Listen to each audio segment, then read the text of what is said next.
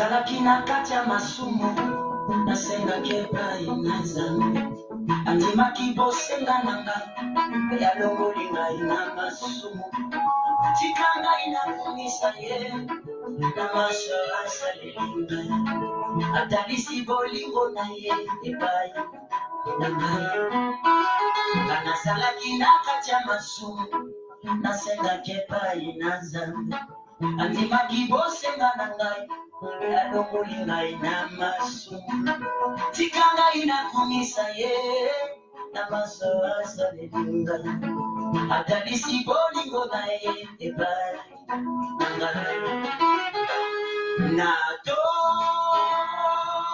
okolo na ngai mpona bolingo na yo suko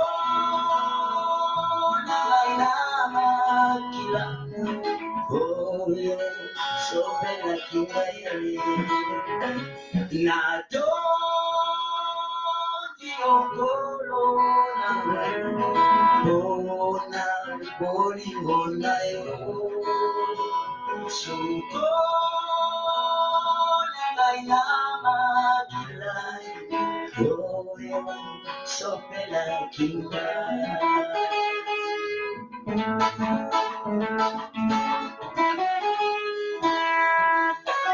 nalapi ngai na bomona ngai nakosalela se yo Yesu tika ete nguya na yo ebatelaka ngai ntango nyonso nalingi nde nakoma sepe na miso na yo Yesu na ngai kino nakokome na moka na yo nga nalapi ngai na bomona ngai nakosalela se yo Yesu na ngai yango tika ete nguya na yo ebatelaka ngai ntango nyonso nalingi nde nakoma sepe na miso na yo Yesu na ngai kino nakokoma ye na moka na yo nga nalapi ngai na bomona ngai nakosalela se yo Yesu yango tika ete nguya na yo ebatelaka ngai ntango nyonso nalingi nde nakoma sepe na miso na yo Yesu na ngai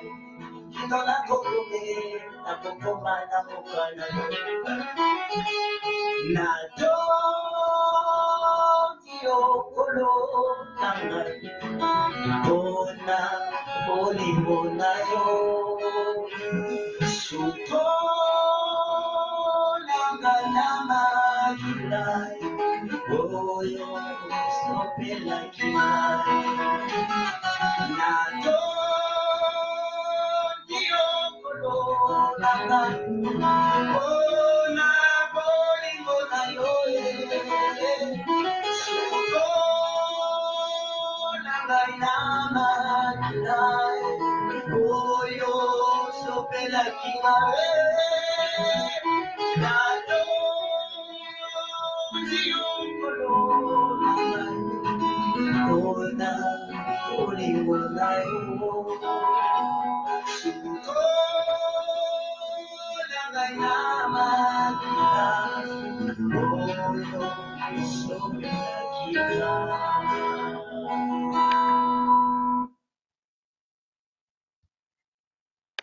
Bonjour, bonjour, bonjour, bonjour, bonjour, bonjour. Bonjour à tout le monde. Je vous demanderai déjà de partager. On est dimanche le 3 novembre, plus précisément 14h04 heure coast des États-Unis d'Amérique, 20h heure de Bruxelles à Paris, là où nous nous retrouvons pour partager dominicalement parlant, hebdomadairement, les activités, les politiques de la République démocratique du Congo. Donc, faites-moi cette faveur, partagez déjà massivement parce qu'aujourd'hui, nous allons encore parler de notre beau et cher pays. Donc, je donne 1 minute que vous ayez le temps de partager aussi avec les amis Aujourd'hui, j'aurai un invité comme je l'ai annoncé il y a quelques jours, ou bien dans mon titre, j'ai annoncé qu'il y aura un invité que nous allons partager ensemble, que nous allons décortiquer les politiques de la République démocratique du Congo, notre cher et beau pays, comme je le dis. Alors, euh, je vais commencer. Il y a des gens peut-être qui vont se plaindre pour la musique ou bien le choix de la musique. Moi, je ne me plains pas. Je sais que nous avons tous une révérence, une foi, une certaine spiritualité.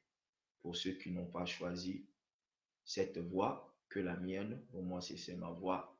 C'est une façon de dire merci à celui qui m'a créé. Quand je me dis ou quand je m'appelle dès son père, je me réfère non seulement à mon père biologique qui est décédé il y a plus de 10 ans, je me réfère à celui qui a créé, m'a créé à son image, à savoir le Dieu Tout-Puissant. Donc, raison pour laquelle je me dis que je suis le fils de mon père, dès son père. C'est là où j'ai, d'une façon, je ne sais pas, inspiration, je ne sais pas, mais un jour, je me suis réveillé quand j'ai créé mon profil à Facebook, je me suis dit, mon nom de Facebook sera dès son père. Donc, je suis le fils de mon père.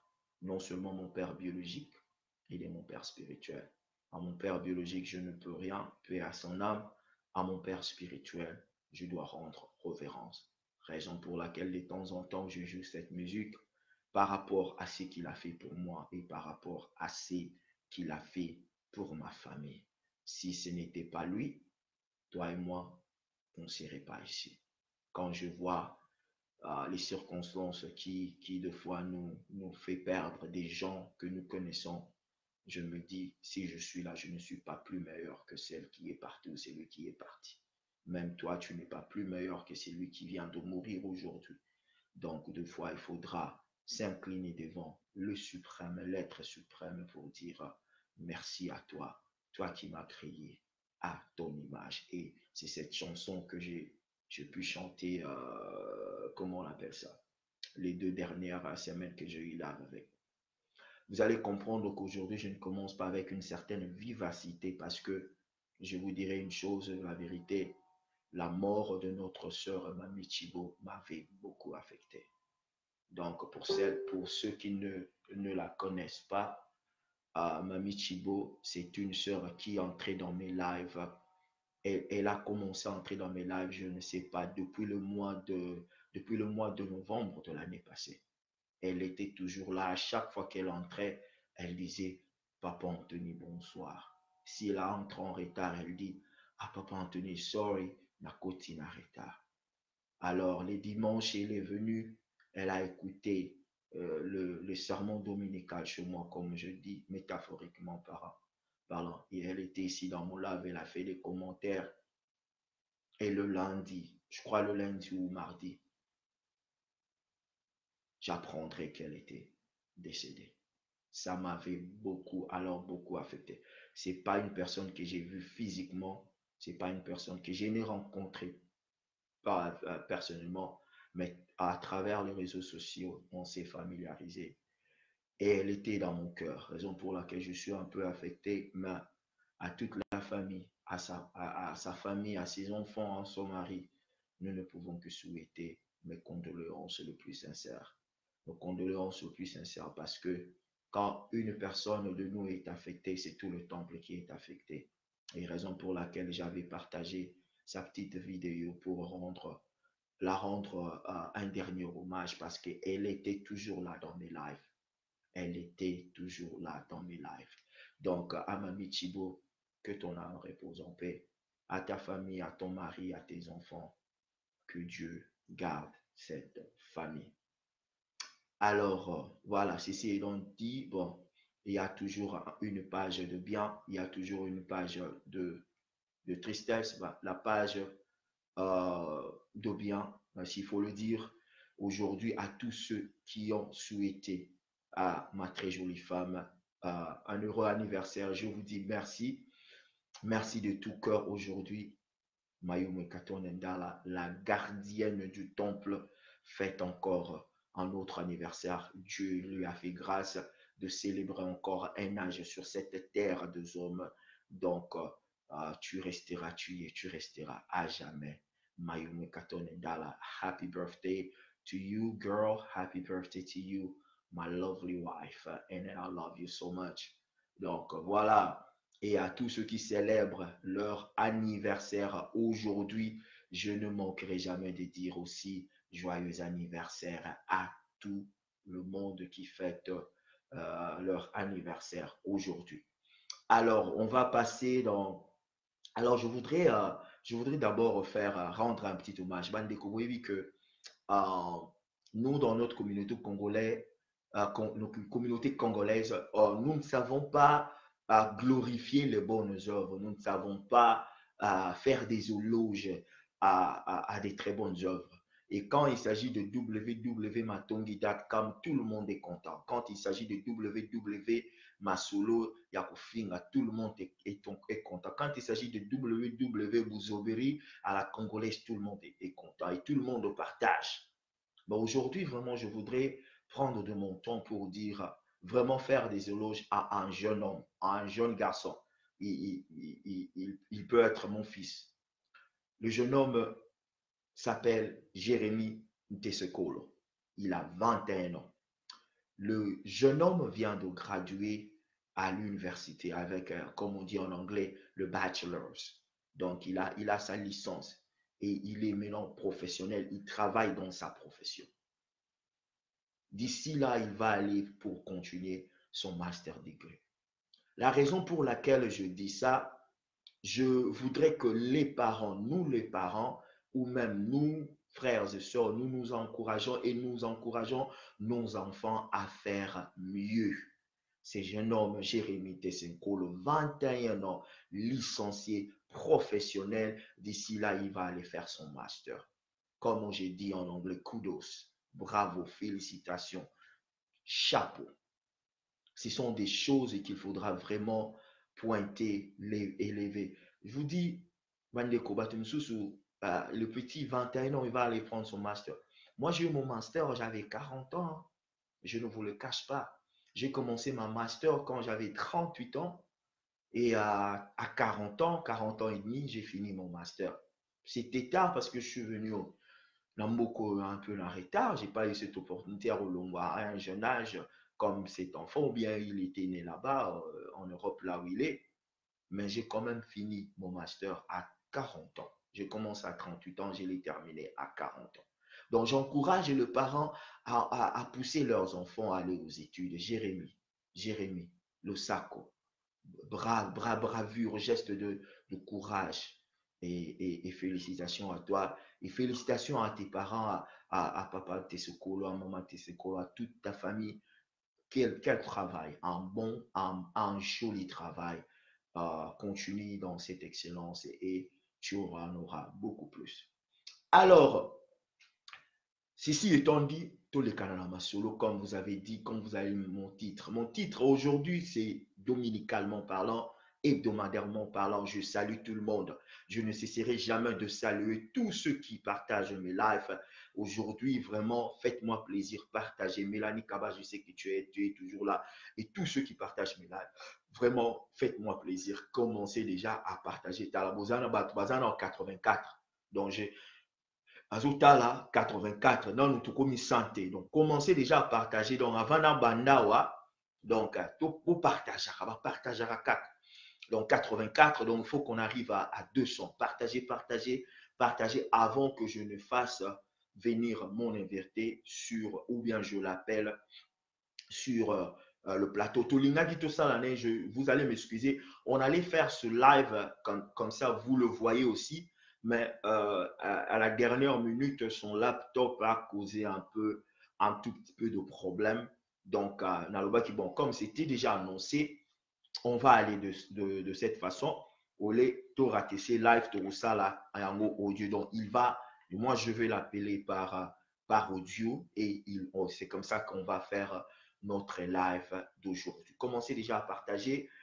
Avant na benga ye na introduire ye na lingi boyoka élément moko oyo ekokotisa ye bolanda élément na élément oyo mpona pesa bino explication ezala élément moko bato batala yango na YouTube bakoyeba voix oyo bokoyoka azolobela Mobutu, c'est la voix de la personne qui va intervenir aujourd'hui.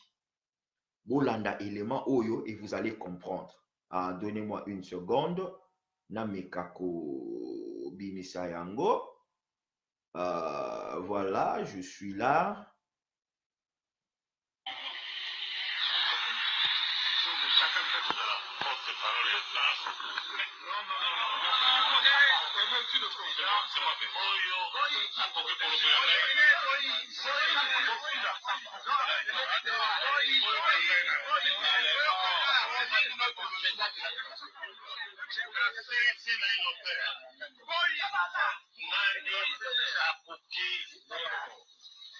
Très calmement, Aïbissa, président de la République.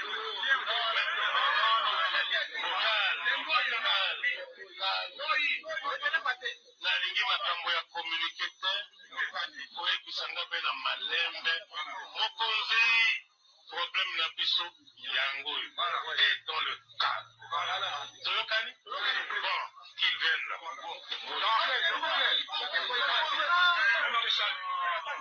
s'il vous plaît monsieur le président s'il vous président s'il vous plaît bon natika bino non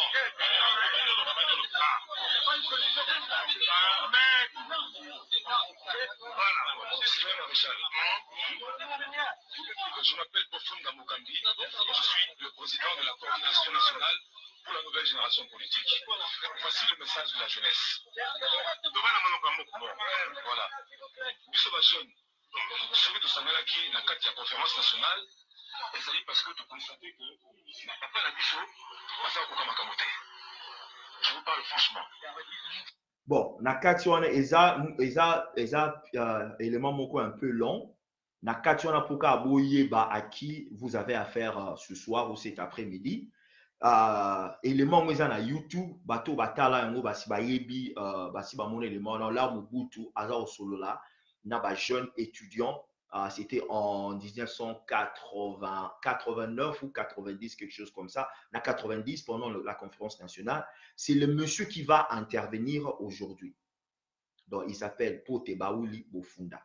C'est lui qui va intervenir aujourd'hui. C'est lui que nous allons, on aura une série de questions que je vais lui poser et on aura un certain moment d'échange, d'analyse patriotique pour la République démocratique du Congo. Vous pouvez s'en attendre, na bengaye, comme ça, na kotisaye. Ceux qui sont ezali malamu bosalinga signe, donc voilà, ceux qui y a, si le volume est correct, le son est bon, bosalinga signe, comme ça, je sais que nazo kotisaye et il y aura un échange époustouflant, je vous garantis.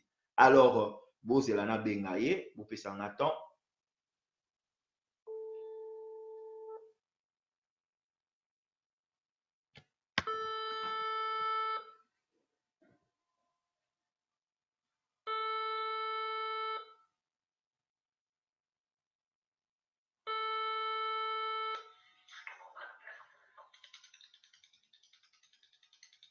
Allô?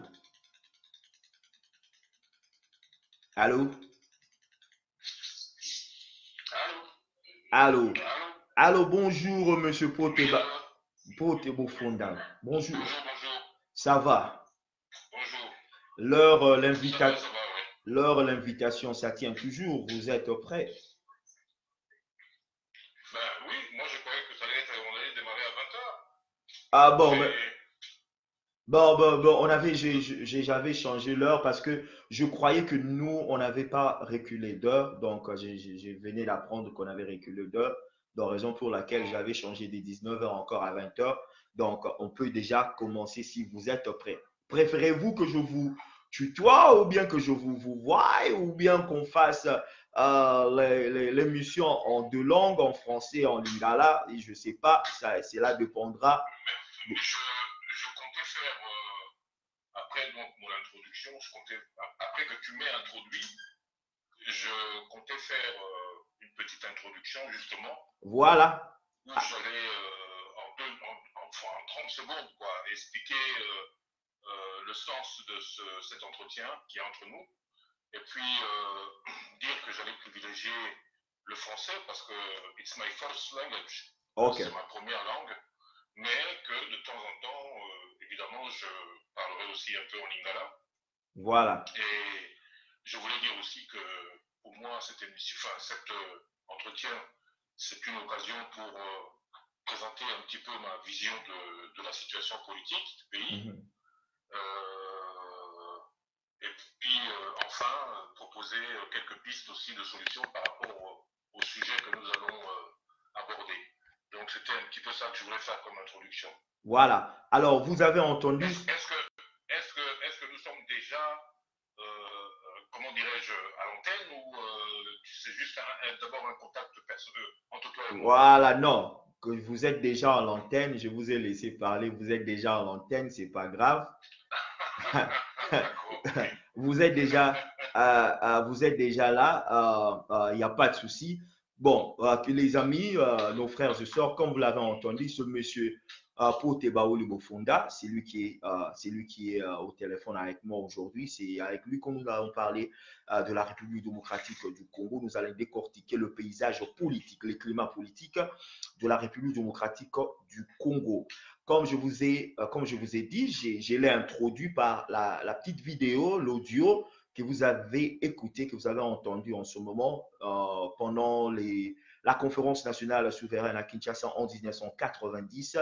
Les jeunes étudiants étaient là pour parler avec monsieur, à l'époque, citoyen Mobutu Sese Kumbwendo Zabanga. Donc, c'était lui le porte-parole de ce groupe, de ce mouvement qui est allé voir le président de la République. Sans pour autant plus tarder, je laisserai à la place à M. Bofunda de faire l'introduction. Qui est M. Bofunda? Il est où? Il vit où? Et par rapport à une petite 30-45 secondes par rapport à cet audio que nous venons d'écouter. Monsieur Bofunda, vous avez la parole.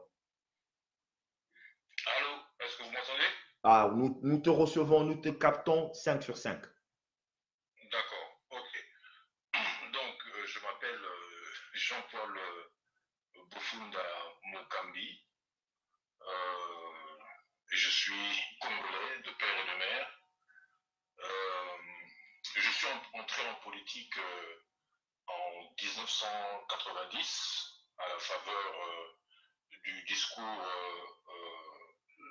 qui initiait la démocratisation du pays, le discours du maréchal Mobutu, qui initiait la démocratisation du pays. Je travaillais à l'époque, je dirigeais une agence de publicité, mais j'ai toujours été attiré par la fibre politique. D'ailleurs, j'ai fait des études de sciences politiques à l'université de Lubumbashi.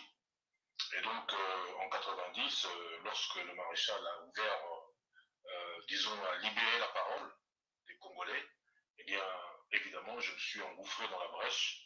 J'ai tout abandonné, publicité, société, et je suis rentré donc en politique. C'était en 90, exactement.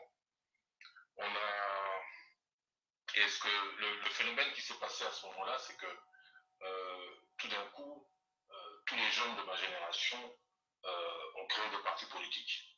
Donc les partis politiques poussaient comme des champignons. Et moi, j'ai toujours dans mon ambition de rassembler, j'ai à mon initiative, le parti m'a chargé, le parti dans lequel j'évoluais à l'époque, m'a chargé de rassembler. J'ai proposé qu'on puisse rassembler les partis politiques de jeunes parce que c'était une véritable cacophonie et il fallait que nous puissions parler du même langage. Nous étions tous pratiquement de la même génération et il fallait qu'on parle le même langage, qu'on ait la même vision et qu'on puisse parler du même langage. Et donc j'ai entrepris de rassembler plusieurs partis politiques, une centaine environ, et nous avons travaillé dur, parfois très tard la nuit, pour ensuite mettre en place un parti politique qui s'appelait à l'époque le Parti démocrate Nouvelle Génération Politique. Donc déjà, la dénomination dit tout sur nos ambitions. Et quand je suis arrivé, la vidéo que vous avez vue, hein, je fais court, hein, la vidéo que vous avez regardée, bon, déjà, on était pratiquement en 2001, excusez-moi, en 92, je crois, ou 93, donc 3 ans après l'ouverture du processus de démocratisation. Et il y a eu un dialogue entre le maréchal et le président Étienne Tshisekedi. Et quelques jeunes devaient y participer. Et donc, moi, j'ai représenté la nouvelle génération politique, comme je le dis dans l'audio. Et voilà, nous sommes rentrés dans cette réunion au Palais de Marbre. Et la suite, vous la connaissez, le président Tshisekedi a été nommé. Et ensuite, il a biffé la mention qu'il avait biffée. Ça a conduit donc au président de la République à ne plus le nommer comme Premier ministre. Voilà, donc ça c'est pour faire bref, hein, parce que bon, on n'a pas beaucoup de temps, mais c'est un petit peu mon parcours à l'époque. Et là, aujourd'hui, je suis, depuis 97, je suis réfugié politique en France. Ça fait donc 20 ans. Je suis arrivé le 5 mai 1997 et Laurent Désiré Kabila arrivé à Kinshasa, je crois une dizaine de jours après. Et depuis lors, je suis là. Je ne me suis pas relancé tout de suite dans le débat politique au niveau de la diaspora. Je me suis d'abord occupé de mes enfants, bien sûr, parce qu'on venait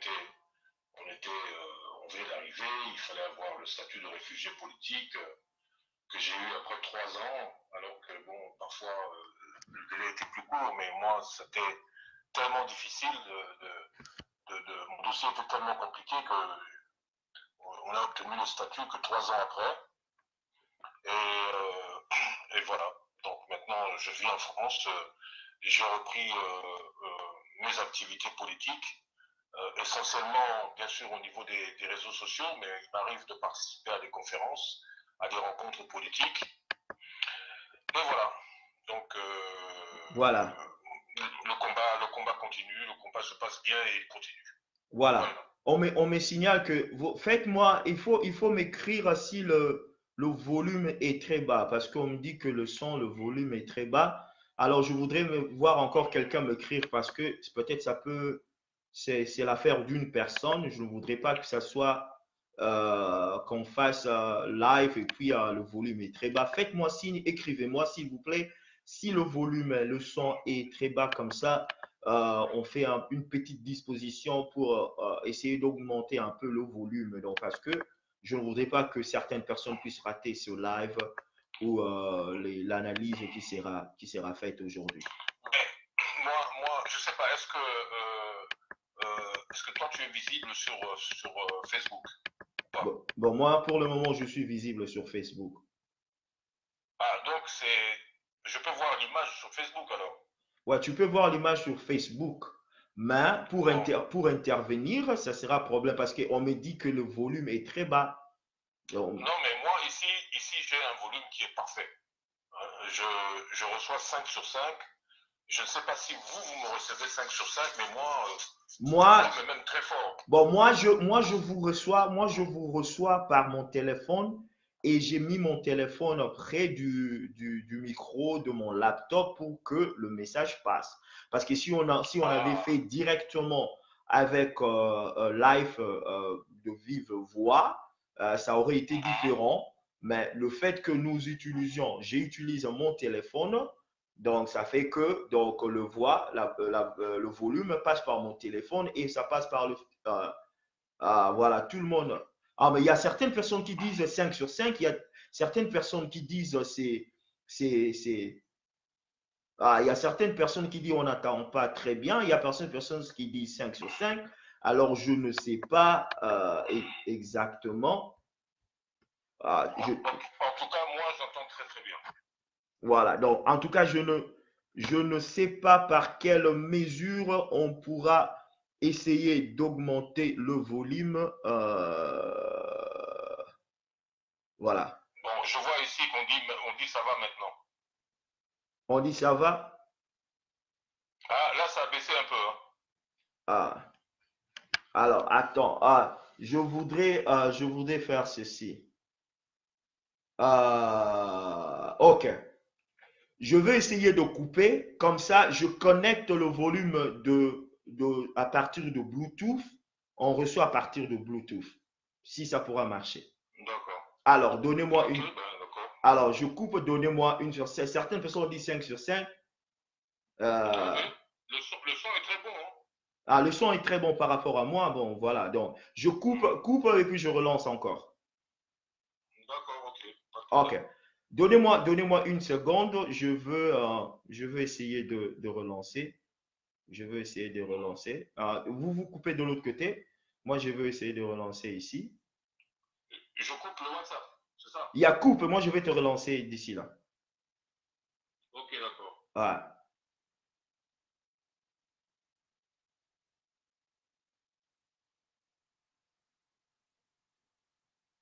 Donnez-moi une seconde. Je vais le relancer.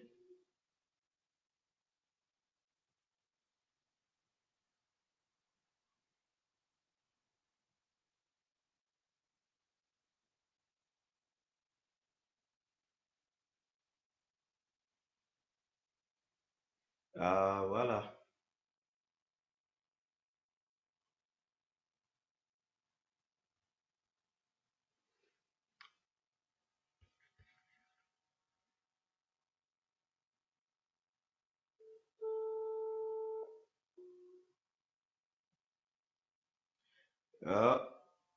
Bon, bozala na patience, hein. Sauf la sengi bino ba, so na sengi bino ba micro bo pesa pété. So na sengi bino deux micros siko na bibo tshela deux micros à bo pesa té. So na sengi bino ata phare moko bo pesa té. Donc, je vais avec le moyen de bord, c'est que j'ai, je veux utiliser ça comme ça. Donc, voilà. Euh, attendez.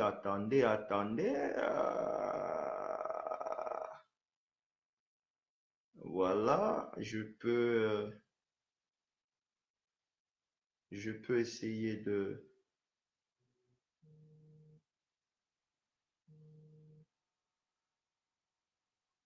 Monsieur Bofunda, donne-moi. Il y a des gens qui disent ça va. Bon, on y va comme ça. Il y a certaines personnes, bon, on y va comme ça parce qu'on ne va pas perdre le temps. Je sais pas perdre le temps. On y va comme ça. Bon. D'accord. Écoutez, il y a une personne qui a dit, bon, ça, émission là, français, mais là, il faut vous comprendre sa première langue sur le français. Mais il n'empêche que tu côté moi lingala parce qu'à l'obapi moi lingala mais tout le ballon en français parce que on ne peut pas poser à la négativité hein, de tout ça la rémission. Oui, il y a ça l'émission en lingala. Donc une fois on peut faire l'émission en français, cela ne dérange pas. Donc faut pas être trop négatif, il faut dire que tu oublies cette émission en français. Mais donc voilà, donc on va aller comme ça avec, je pense que tout le monde comprend le français. Donc on va aller français lingala donc et les kalaranango hein. Donc ça va. Alors, on y va comme ça. Te remélanger. Voilà, la première question que j'ai pour vous, Monsieur Bofunda. Donc, bon, on a tutoyé pour qu'on soit bien, parce que dans la l'aise, vous voilà. Qu'on remonte l'année passée, Genève, la Mouka. L'année passée, Genève s'est formée, les gens sont allés à Genève, il y a eu la Mouka, et la Mouka a été créée. Félix, à l'époque, Félix, pas président de la République, s'est retiré de la Mouka, est allé au Kenya, il a créé Cash avec Vital Kamerhe. En ce moment-là, ta position par rapport moi j'appelle ça embryo de politique dans la République démocratique du Congo, en ce moment-là, quelle a été ta position et ton analyse par rapport à toute cette situation? Parce que et après on avait vu que il y avait un soutien étranger de la part de deux, un côté soutenu par Kagame et l'autre côté soutenu par le Kenya. En ce moment-là, votre position, ta position, elle était comment? Ben, écoute, d'abord, il faut savoir que la période qui a précédé Genève, l'opposition semblait émettre des sons discordants.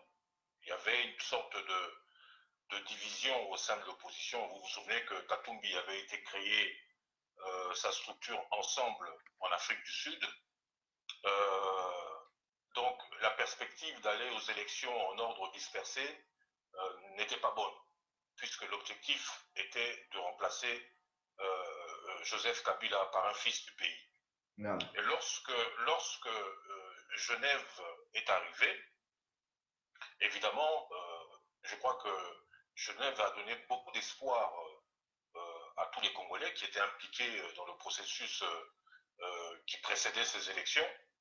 Et de mon côté, en tous les cas, Genève, c'était l'occasion pour que l'opposition raffermisse ses liens, adopte une vision commune et surtout, c'était ça le plus important, décide du candidat qui allait pouvoir rassembler le maximum de Congolais par rapport aux élections. Voilà. Kabila n'était pas dans la danse. Il ne restait plus que Chadari, je crois, et quelques autres candidats. Donc, pour moi, il était tout à fait logique que ce soit Félix Tshisekedi qui soit choisi comme étant le candidat qui allait représenter l'opposition.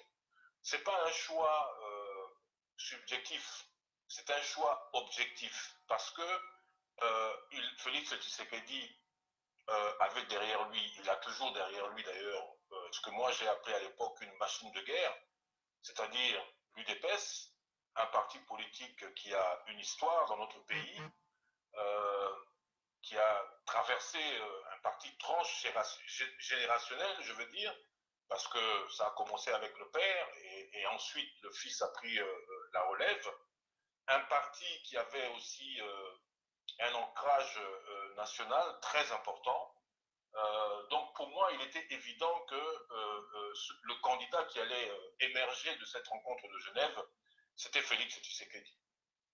Et donc j'ai suivi attentivement cet événement-là et j'ai été estomaqué de constater que on a pris un candidat que je connais personnellement d'ailleurs, qui n'avait pas, en tout cas à cette époque-là, qui ne donnait pas des signes qu'il allait pouvoir faire quelque chose de vraiment, comment dirais-je, qu'il allait gagner ces élections, il faut le dire. Et Félix Tshisekedi n'a pas été pris en compte. Et c'est là où on a commencé à tous réfléchir, à se demander, mais Genève, ça servait à quoi, hein? Et tu disais que Genève, il y a Kagame qui soutenait. Kagame, il est partout. Il faut savoir ça. Il est partout. Partout où le sort du Congo se joue, Kagame est là. Et s'il peut manipuler les choses, il n'hésitera pas une seconde. Vous comprenez? Mais ce qui est certain, c'est qu'on s'en est rendu compte par la suite. Ce qui est certain, c'est que la partie qui était dirigée par, comment il s'appelle, Martin Fayoulou, manifestement avait le soutien de la Belgique, avait le soutien également de Kagame, à travers Moïse Katumbi, qui a toujours été l'homme de Kagame. Et donc, moi personnellement, je ne pouvais pas soutenir ce côté-là. C'est pour ça que lorsque le président Tshisekedi s'est retiré de Genève, personnellement j'étais satisfait et j'ai donc soutenu la démarche qui a démarré à partir des accords de Nairobi, parce que mon candidat, celui que moi j'avais ciblé, était dans la partie en question, et je pensais sincèrement à cette époque-là qu'il avait des chances de gagner des élections, et les faits évidemment m'ont donné raison. Voilà. Ok. Brièvement. Voilà, brièvement. On est passé de cette rupture, de cette division parmi les opposants. Félix est allé former Cash et Martin Fayoulou, catapulté par Moïse Katumbi et Jean-Pierre Mbemba, ont resté dans Cash ou ont créé Cash. Vite, les choses vont comme, se sont passées comme il devrait se passer. On passe aux élections. pendant les élections, on a vu la frange de la diaspora. On a vu une certaine frange de la diaspora dire avec toutes ces théories que les élections sont organisées par Kagame. Il y aura quelqu'un qui va sortir, machin, machin. Les élections, on ne peut pas aller aux élections parce qu'il y a l'occupation. Kagame organise l'élection, machin, machin, machin. Bref, une frange de la diaspora était mécontente. Mais je me dis, en ce moment-là, il y avait une opportunité. Est-ce que, selon votre avis, selon ce que vous pensiez, vous avez vu qu'on avait une opportunité d'avancer avec la République démocratique du Congo, avec une nouvelle figure, avec une nouvelle personne, et surtout que nous avions combattu Kabila dégage parce que nous avions voulu un fils du pays à la tête de la République démocratique du Congo. Quelle a été votre réaction quand on a publié Félix Tshisekedi, le président de la République? Mécontent, vous étiez joyeux, maintenant que vous dites que vous aviez supporté, mais quelles ont été les émotions, la réaction par rapport à cette frange de la diaspora qui était mécontent? Quelle a été votre réaction? Mais moi, ma réaction était positive, bien sûr, puisque j'ai soutenu Félix Tshisekedi. Je l'ai soutenu avant les élections et pendant les élections, et je continue encore à le soutenir parce que je pense qu'il peut faire quelque chose. C'est le candidat que je ne dirais pas que tout le monde attendait, mais en tous les cas, il est là aujourd'hui. C'est lui qui occupe la fonction et donc j'estime qu'il faut l'aider à cheminer, à réussir son mandat. Voilà, je ne cherche pas à rentrer dans une polémique quelconque. Ça aurait été Martin Fayoulou qui aurait été élu. Bon, j'aurais été un petit peu déçu, parce que je sais qui était derrière Martin Fayoulou. Le système allait continuer. Évidemment, les gens de la Mouka n'accepteront pas cette vision des choses, mais je suis convaincu que si Martin Fayoulou avait été là, il n'y aurait pas eu de différence. Il n'y aurait pas eu de différence. Et je ne vois pas comment il aurait pu sortir des griffes de la Kabylie. Je ne vois pas. Hein. Donc, moi, personnellement, j'étais satisfait. Voilà. Voilà. Monsieur Poté, je vois de temps en temps, je suis vos échanges avec certaines personnes de la diaspora. Parce que nous allons entamer les dossiers sensibles comme les dossiers de Minembwe. Nous allons parler aussi de l'élection de Jeannette Kabila comme présidente en matière de sécurité et de défense. Nous allons aborder tous ces sujets. Mais je voudrais établir certains faits par rapport à ta position et par rapport aux tirs que vous recevez chaque jour de part et d'autre de certains de nos compatriotes qui se disent combattants, résistants, machin, machin. Parce que vous êtes attaqué deux fois parce que vous cherchez un positionnement, vous cherchez un poste, vous cherchez parce que c'est la chanson ou bien l'argument de beaucoup de gens. Ah, vous dites ceci, vous soutenez Félix, vous soutenez le président parce que vous cherchez un poste. Moi, je vous connais assez pour dire que ce n'est pas vrai. Mais l'audience, le public doit vous écouter parce que je ne suis pas votre défenseur. Moi, je vous pose la question. Je vous pose la question.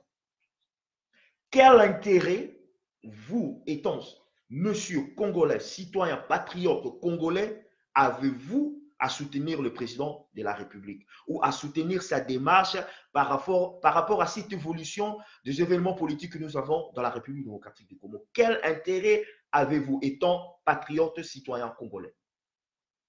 Bon, d'abord, il y a l'homme. D'abord, il y a l'homme. C'est un point d'achoppement entre Congolais, parce que certains estiment que Félix Tshisekedi n'a pas les compétences pour diriger un pays comme la RDC. C'est leur opinion. Moi, je considère plutôt que Félix Tshisekedi, il a un background politique très important. Il est en politique depuis très longtemps. Il n'a pas trempé dans la gestion AVDL, Kabylie, FCC depuis plus de 20 ans. Il ne faut pas l'oublier, c'est très important. Et puis, j'ai rencontré l'homme 4 reprises, je crois, on a travaillé sur un dossier et je me suis rendu compte que l'homme avait du caractère, parce qu'il faut un sacré caractère pour oser affronter la Kabylie de l'intérieur. Donc, il réunissait pour moi bon, la question de la formation et du reste. C'est important d'avoir des diplômes universitaires, bien sûr, c'est important. C'est un plus. Mais ce qui est surtout important, c'est de comprendre le contexte politique, les enjeux politiques dans lesquels nous nous trouvons. Et je pense que Félix Tshisekedi les connaît. Il connaît ces enjeux. Et donc, pour moi, je me disais que même s'il n'avait pas la forme adéquate, donc un diplôme universitaire, une expérience professionnelle avérée, ben, je me disais que malgré ça, avec sa vision politique et ses convictions et surtout sa détermination, et s'il avait un entourage aussi, un entourage de personnes compétentes, hein, dont la compétence était prouvée, j'avais confiance. Je me disais que, et j'ai toujours confiance d'ailleurs, je me dis qu'il peut réussir. Il peut réussir. Ouais. Maintenant, les autres qui le combattent aujourd'hui, mais si vous regardez les arguments qu'ils avancent, mais souvent ce sont des arguments qui sont liés à des considérations extra-politiques. Quand on vous dit par exemple que Félix a trahi la nation, je prends cet exemple-là, on dit qu'il a trahi la nation parce qu'il a signé un deal avec Joseph Kabila. Et lorsque je pose la question de savoir, mais ce deal, c'était un passage obligé, parce que la Kabylie était là avant les élections, c'est eux qui ont organisé les élections, et ils se sont arrangés pour avoir une majorité au niveau de toutes les institutions pour continuer à être présents dans la gouvernance du pays. Qui, je pose la question, citez-moi le nom d'une personne qui se retrouverait dans la même situation que Félix Tshisekedi et qui aurait pu mettre un terme à ce système pernicieux que la Kabylie et les FCC en un tour de main pour finalement chasser Joseph Kabila du pays et diriger seul la RDC. Dites-le-moi, citez-moi un seul nom. Personne n'est capable de citer un nom. Il y en a quelques-uns, des illuminés, qui vous disent oui, Martin Fayulu aurait pu le faire. Mais c'est faux. C'est faux. Avant la publication des résultats, vous avez entendu le discours que tenait Martin Fayulu. C'était un discours de conciliation, un discours, comment dirais-je, où il se mettait en posture de pouvoir collaborer avec les FCC. Alors que tout au long de la campagne, il a utilisé un discours agressif. Hein? Il a un discours agressif, je dirais même un discours guerrier, et c'est ce discours-là qui lui a permis justement de faire les voix qu'il a fait. Mais c'était impossible, matériellement impossible, de prendre le pouvoir par voie électorale, des élections organisées par le FCC, et prétendre ensuite pouvoir mettre un terme à ce système-là. Non. Je crois que la démarche qui a été entreprise par Félix Tshisekedi, c'est la meilleure, parce que le pays est sorti d'une éventualité d'affrontement entre les kabylistes et la population, il faut le dire. Il y a eu ce qu'on appelle aujourd'hui une passation pacifique du pouvoir. Mais ce qui est venu perturber cette alternance, c'est ce deal. Et ce n'est pas pour rien que je continue jusqu'aujourd'hui à combattre ce deal-là. Donc les arguments qu'on avance, on dit je cherche un poste, etc., etc. Je suis un homme politique. Je mène un combat politique. Et tout politique, pour pouvoir exprimer, pour pouvoir concrétiser tout ce qu'il dit à la population, il faut qu'il occupe une fonction à un moment donné. Mais je ne travaille pas exclusivement pour ça. Je travaille surtout pour mon pays. Mes prises de position sont surtout pour défendre l'intérêt du pays. Il m'arrive d'être très critique à l'égard du président de la République. Par exemple, lorsqu'il a reçu M. Kagame à Kinshasa, lors du deuil de son père, et j'ai réagi vigoureusement. je me suis opposé. J'ai été jusqu'à dire que le président de la République avait poignardé le peuple congolais dans le dos. Je prends tout récemment l'affaire des opérations conjointes, mais je me suis opposé énergiquement. Monsieur Poté, là, je vous arrête. On va aborder ces sujets Oui, dans quelques minutes. Je vous arrête là pour vous poser une question par rapport à ce que vous êtes en train de dire en ce moment. Je vous pose la question et je voudrais que nos auditeurs puissent comprendre cette interview, cette façon d'analyser les choses de la part, parce que deux fois, moi, quand je viens parler, je reçois le même traitement de certaines personnes qui me voient profiteur, opportuniste, je cherche un poste ou machin, machin. Moi, mes objectifs ou bien mon but, c'est de faire de la République démocratique du Congo un grand pays parmi le grand concert de nations et aider le président de la République à aboutir à cette évolution, à cet épanouissement de la République démocratique du Congo. Vraiment, je vous pose la question. Par quelle magie nos compatriotes, nos frères et sœurs, ceux qui sont à Kinshasa, ceux qui sont dans la diaspora, peut nous dire par quelle magie on pouvait accéder à l'impérium, compte tenu de 18 ans de Kabila, compte tenu de ce qu'il avait déjà fait des liens avec Kagame ou bien les ennemis de la République démocratique du Congo. Par quelle magie on espérait atteindre le pouvoir si ce n'est que par un deal politique, soi-disant, ou soi-disant une élection formatée de toutes pièces pour faire passer Chadarim. Il a été battu dans ces élections. Mais par quelle magie que tu peux nous dire, nos frères pensent que Félix devrait accéder au pouvoir, ou Fayoulou, leur maître ou leur monsieur, pouvait accéder à la majesté supérieure de la République démocratique du Congo? mais écoute, on avait plusieurs alternatives. Moi, personnellement, lorsque j'ai repris mes activités politiques, j'avais un discours radical, proche de celui de la résistance congolaise, de la diaspora. Donc, je ne voulais rien entendre de ce qui se passait dans notre pays.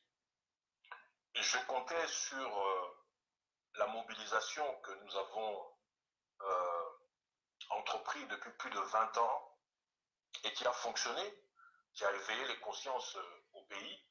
Je comptais là-dessus pour qu'il y ait un mouvement de masse au pays, pour ne pas utiliser le terme soulèvement populaire, qui suscite toujours des polémiques. Je pensais qu'il y aurait ce mouvement de masse, que la population allait marcher, se lever et marcher pour chasser l'occupant. C'était mon discours politique. Mais lorsque je me suis rendu compte que ce discours ne pouvait pas être opératoire, il ne pouvait pas aboutir, j'ai cherché une autre voie. Et la seule voie aujourd'hui, ce n'est pas de se compromettre dans le système, mais c'est de rentrer dans le système et d'agir de l'intérieur. On me dira oui, mais il y a ce fameux deal qui lie le président, qui l'affaiblit, c'est une marionnette, il ne peut pas agir. Mais, comme tu le dis toi-même, par quelle magie, même en étant dans le système, il pouvait bouleverser la donne d'un claquement de doigts? C'est quasiment impossible. C'est tout un processus où le nouveau pouvoir doit saisir la moindre brèche pour pouvoir affaiblir l'adversaire. Ce deal, il faut l'entendre comme étant un moment qui a permis aux Congolais d'éviter qu'il y ait des troubles dans le pays. Mais surtout, de permettre que Joseph Kabila se retire de la course à la présidence. Parce qu'il ne faut pas oublier que pendant 2 ans, il a fait tout son possible, à ça dit donc l'impossible à se représenter, alors que la Constitution l'interdisait. Il ne faut pas oublier. Et ces 2 ans-là nous ont coûté énormément en perte de vies humaines, en pillage du pays, en mégestion, et on ne pouvait pas continuer dans ce système-là. Il fallait absolument qu'on arrête, qu'on bloque le processus. Et aujourd'hui, le fait que Kabila, même si c'est vrai que sa famille politique dispose encore de la quasi-totalité des leviers politiques, mais aujourd'hui, Kabila ne représente plus le pays. Il ne peut plus parler au nom du pays. Et il y a une constitution aujourd'hui qui donne certains pouvoirs au président de la République qui sont pas assez importants par rapport à s'il avait eu une véritable majorité parlementaire et une majorité au niveau du Sénat. Mais ce sont quand même des moyens, comment dirais-je, des clés qui peuvent lui permettre de faire bouger les lignes. Et ça, c'est important. Je peux donner un exemple, on va en parler après, mais je donne un exemple.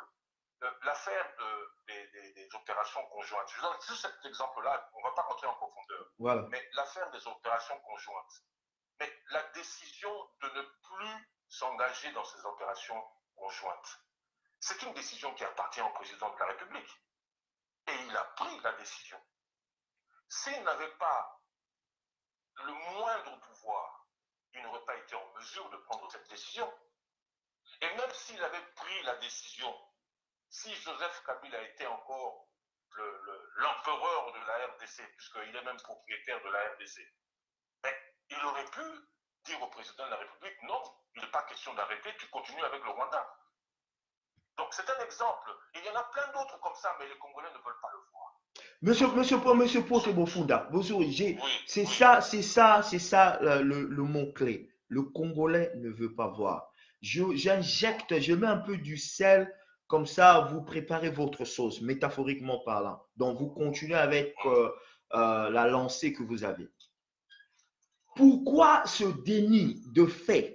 Moi, j'appelle ça, pourquoi ce déni de fait aux décisions, aux opérations du président de la République de la part de Diaspora? Là, on aborde le sujet des opérations conjointes, des opérations des services de renseignement mutuels qu'avait présenté le général Kasson. Je vous donne une petite thèse et vous développez. On a vu tous dans les réseaux sociaux, M. général Kassongo est venu, il a expliqué en bonne et due forme pourquoi il devait y avoir cette réunion. J'étais offusqué, j'étais vraiment dans mon état de voir que le Congolais de la diaspora, soit disant de la résistance, soit disant je ne sais pas quoi, ont voulu tronquer le truc, la nouvelle.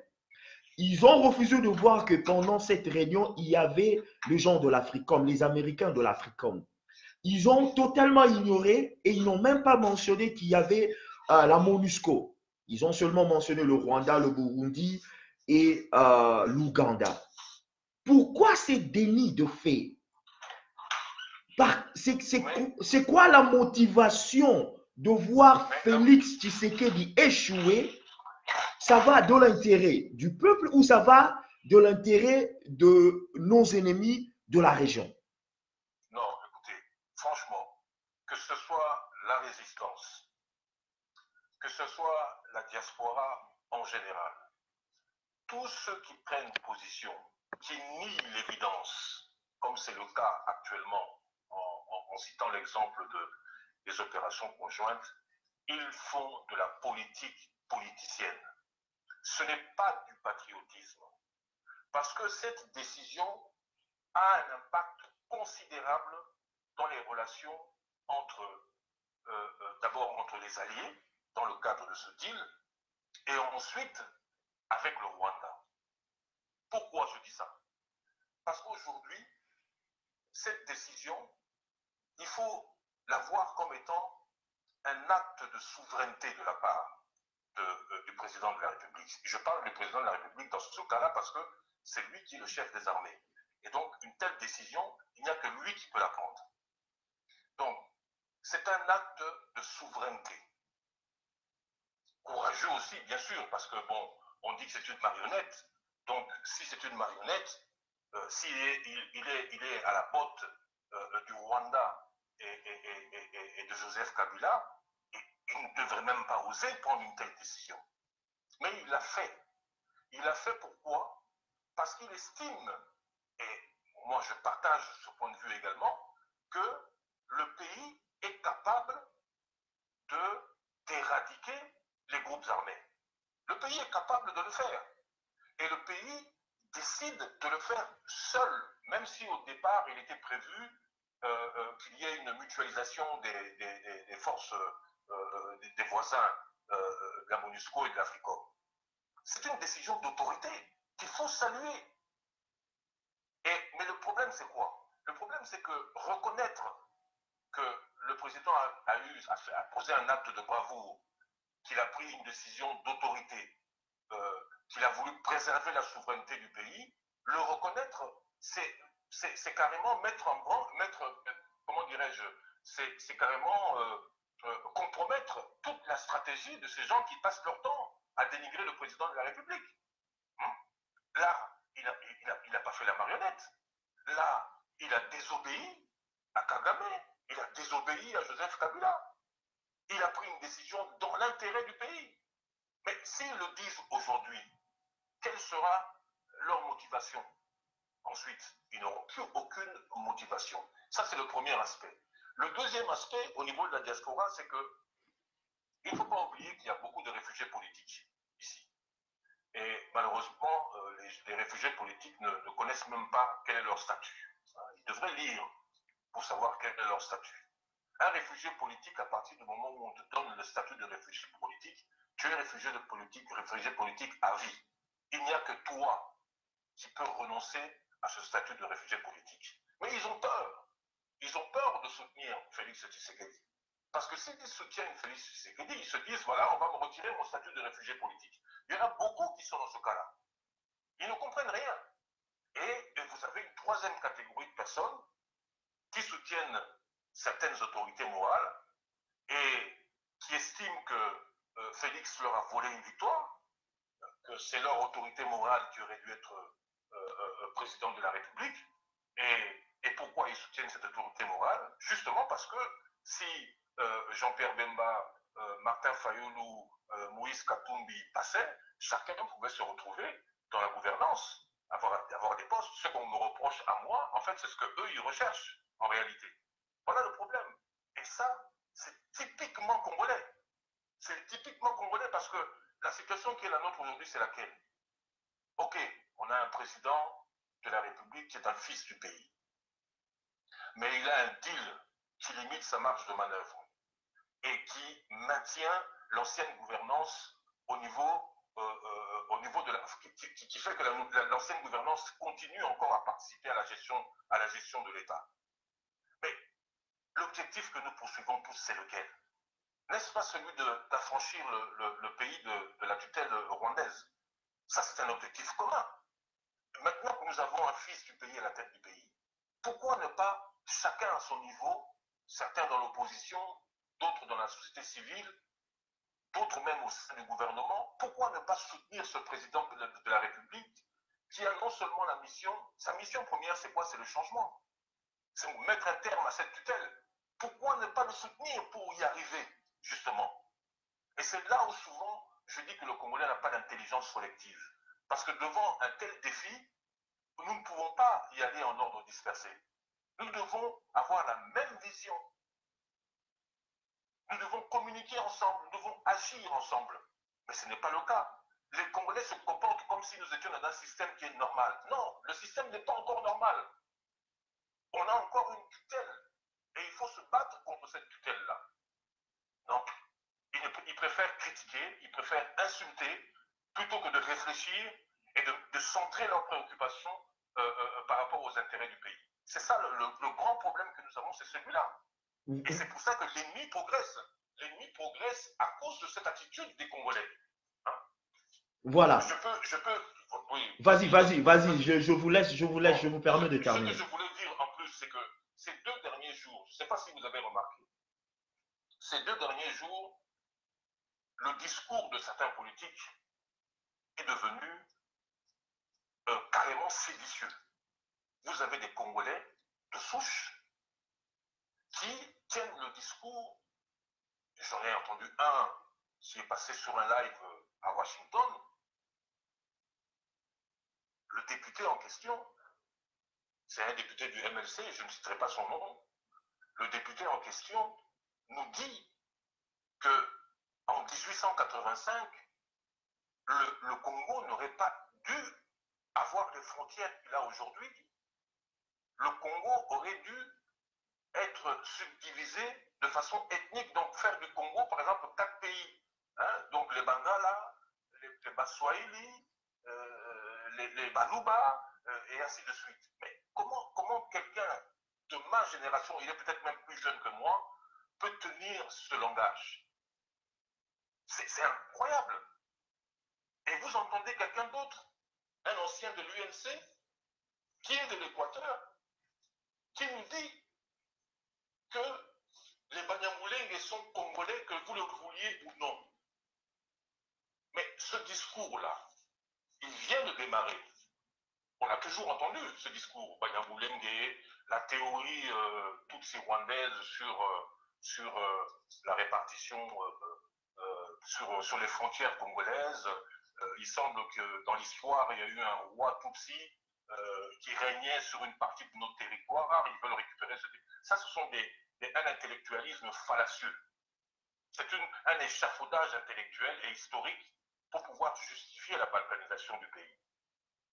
Mais vous avez des Congolais qui aujourd'hui souscrivent à ce discours et qui véhiculent même ce discours-là. Comment voulez-vous qu'on s'en sorte si le Congolais ne comprend pas l'enjeu du pays? On va développer davantage quand on parlera de Minembwe. Voilà, on va développer davantage quand il s'agit de Minembwe. Il y a une forme de perpendicularité entre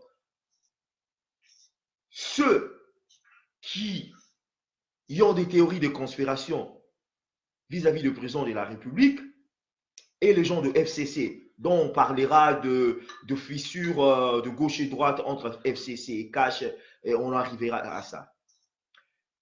L'intérêt général du FCC, c'est que le président de la République puisse échouer.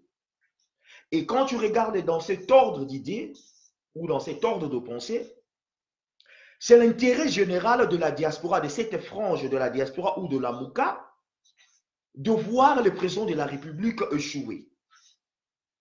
Donc, et les gens de FCC, et ceux qui se disent anti-Félix, ils n'ont pas l'intérêt de la République démocratique du Congo. Ils n'ont que des intérêts personnels ou privés, je ne sais pas quoi, mais leur perpendicularité, c'est que Félix échoue. Et si Félix échouait aujourd'hui, monsieur le président de la République, s'il échouait aujourd'hui, quel sera notre sort, étant analyste politique de la République démocratique du Congo? Mais c'est même pas la peine d'épiloguer là-dessus, hein, de s'éterniser sur une telle perspective. Si aujourd'hui le président de la République, attends, quand tu dis échoue, donc ça veut dire à la fin de son mandat, mais il peut très bien faire l'objet d'une destitution. Les FCC nous ont habitués à manipuler les textes constitutionnels comme ils voulaient. Hein. Aujourd'hui, on vous parle du retour de Joseph Kabila au pouvoir, alors que juridiquement, c'est quasiment impossible. Hein.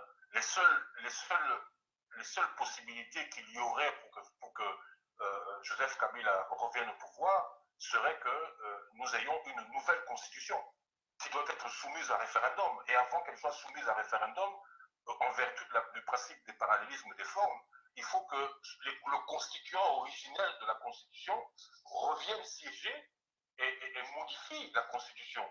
Et à ce moment-là, oui, peut-être qu'il peut revenir au pouvoir. Mais aujourd'hui, matériellement, juridiquement, c'est impossible. Il ne peut pas revenir. Mais vous entendez le discours. On le dit. Ils osent le dire.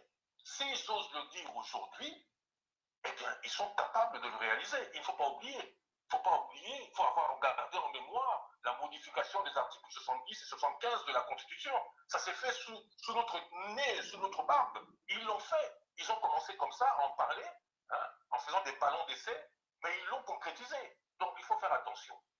Voilà, voilà. Une question avant que... Si demain, je finis maintenant, je finis. Okay. Attends, je finis cette question-là. Si demain, Félix Tshisekedi est destitué de ses fonctions, ou si dans 5 ans, il termine avec un échec cuisant, c'est-à-dire que les autres sont toujours présents, eh bien, laissez-moi vous dire que le FCC va revenir au pouvoir. Et nous sommes repartis de nouveau dans le même système des contestations, des insultes pour rien, parce qu'on n'aura pas avancé. Voilà. Et avant d'aborder le sujet Minembwe, il y a un frère qui a posé, il s'appelle Michel Katamboa, il a posé rapidement une question. Pouvez-vous lui poser la question de savoir quelles sont ses raisons politiques? Attendez. Les raisons politiques, quelle est ta motivation? C'est par fanatisme ou c'est par esprit patriotique ou c'est par idéologie politique de soutenir le président de la République démocratique du Congo et sa vision? Rapidement, avant que nous n'abordions le sujet Minembwe. Bon, d'abord, il faut dire à notre compatriote qui nous suit qu'il faut exclure l'éventualité d'un fanatisme de ma part.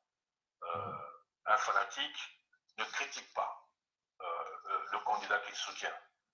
Un fanatique ne s'oppose pas à certaines options qui sont prises par le candidat qu'il soutient. Moi, je le fais. Et je ne le fais pas en catimini. Je le fais au vu et au su de tous. Donc, ce n'est pas une question de fanatisme. Mais par contre, aujourd'hui, je suis satisfait d'avoir un fils du pays à la tête, à la tête de l'État. Malgré les contraintes qui sont les siennes aujourd'hui, je suis convaincu qu'il reste déterminé pour, comment dirais-je, mettre en œuvre le changement que tout le monde attend. Ce qui me donne encore davantage d'espoir, c'est la décision qu'il a prise de mettre un terme à ces opérations conjointes et de faire en sorte que l'armée puisse s'occuper directement de ce problème d'éradication des groupes armés. C'est un avantage pour le pays parce que quand on a des groupes armés qui évoluent, qui opèrent dans le pays, la souveraineté est mise à mal. Et donc, éradiquer ces groupes armés, c'est retrouver, disons, c'est susciter un regain de souveraineté au niveau du pays. Et si le chef de l'État réussit à vider le pays de ces groupes armés, je crois que plus personne ne pourra contester sa légitimité. Donc, pour moi, je donne encore du crédit au président de la République, mais je ne lui donne pas un chèque en blanc. C'est-à-dire que j'estime que lorsqu'il prendra des options qui ne sont pas bonnes, eh bien, vous pouvez compter sur moi pour les contester, comme je l'ai fait depuis toujours. Depuis le début, je l'ai fait. Depuis que je le soutiens, je ne fais que ça. Et je crois qu'il a besoin justement d'entendre un autre son de cloche, des gens qui lui disent la vérité par rapport aux flatteurs qui sont autour de lui aujourd'hui. Merci. Vous avez bien écouté. On donne le crédit au président, mais on ne donne pas un chèque blanc. Donc, il a dit ça avec une autre façon. Moi, je dis, je ne suis pas toujours orthodoxe. Je ne suis pas orthodoxe dans mes analyses parce que je soutiens le président que je ne pourrai jamais dire non à certaines décisions, à certaines opérations ou à certaines actions politiques par rapport à la République démocratique du Congo. Il y a des choses qu'on dit, qu'on se le dise. S'il fait bon, on applaudit, on donne au crédit. Mais s'il fait une gaffe, un défaut, on est là pour dire. Il faut dire parce que l'intérêt général de notre pays est supérieur par rapport à l'intérêt que nous apportions à notre président de la République démocratique du Congo. Abordons le sujet Minembwe. Minembwe, ça brûle. Minembwe, tout le monde en parle. Tout le monde veut faire une histoire. Tout le monde veut ramener certains faits réels. Certains ne sont pas réels. Je voudrais écouter pas votre position, mais qu'est-ce que vous savez par rapport à Minembwe? C'est exactement quoi? Brièvement, comme ça, on va, parce qu'il y a cette question est liée aussi par rapport à la nomination de Jeannette Kabila. Je m'excuse, une Nyanga la quête. comme présidente en matière de sécurité et de défense. Essayez un peu de combiner ces deux sujets ou bien ces deux questions. Je vous donne la parole. Bon, Minembwe, c'est, comment dirais-je, pour les Tutsis, les Banyarwanda, hein, les Tutsis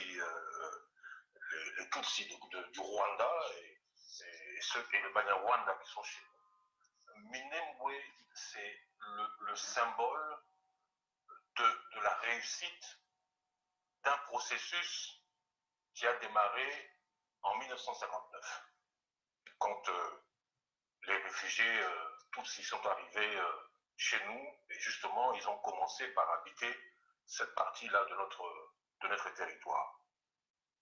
Donc, pour eux, Minembwe est là, trophée Mokoboy, ils ont Coupe du Monde, championnat olympique, médaille olympique, c'est ça, Minembwe. C'est un grand symbole pour eux.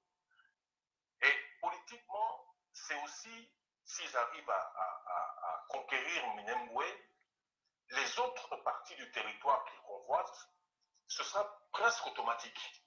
Il n'y aura pas beaucoup de combats à réaliser pour obtenir les autres parties du territoire. Donc, c'est essentiel pour eux, Minembwe.